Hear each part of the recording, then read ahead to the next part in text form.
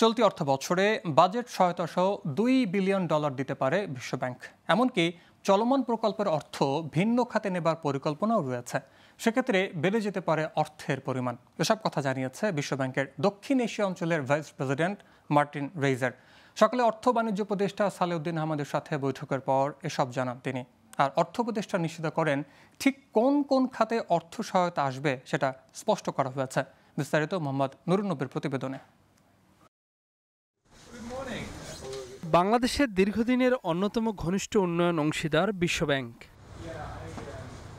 এবার আর্থিক খাত নিয়ে অন্তর্বর্তী সরকারের কাঠামোগত সংস্কার, ব্যাংকিং খাতে সংস্কারের নিবিড়ভাবে সহায়তা দিতে চায় তারা। বৃহস্পতিবার অর্থ উপদেষ্টার সাথে বৈঠকে এসব আগ্রহের কথা জানিয়েছে সংস্থাটির দক্ষিণ এশিয়া অঞ্চলের vice president Martin রেইজার।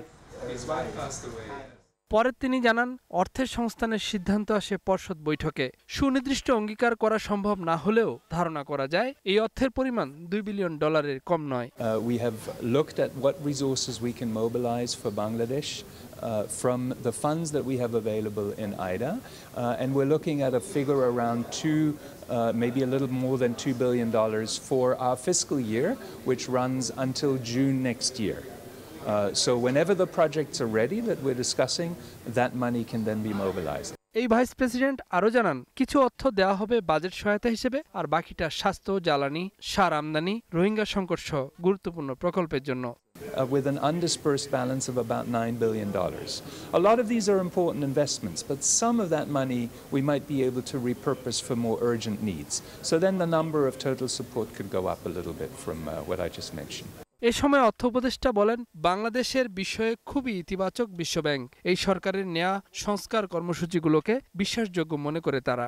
Help in energy sector, even fertiliser import, food sufficiency, এটা নিয়ে, তারপর পোস্ট ফ্লাড রিহ্যাবিলিটেশন, এটা নিয়ে কথা হয়েছে, রোহিঙ্গাদের সাপোর্ট, এটা নিয়ে কথা হয়েছে। সব ব্যাপারই আমরা যেগুলো বলেছি proposal, they are very positive, এবং মোটামুটি কিন্তু কংক্রিট বলছি কি কি সহায়তা দেবে। বিশ্বব্যাংকের এই সহায়তার পর অন্য সংস্থাগুলোর সাথে সমন্বয় করা হবে বলেও জানান অর্থ উপদেষ্টা। মোহাম্মদ নুরুন নবী, গ্লোবাল টেলিভিশন, ঢাকা।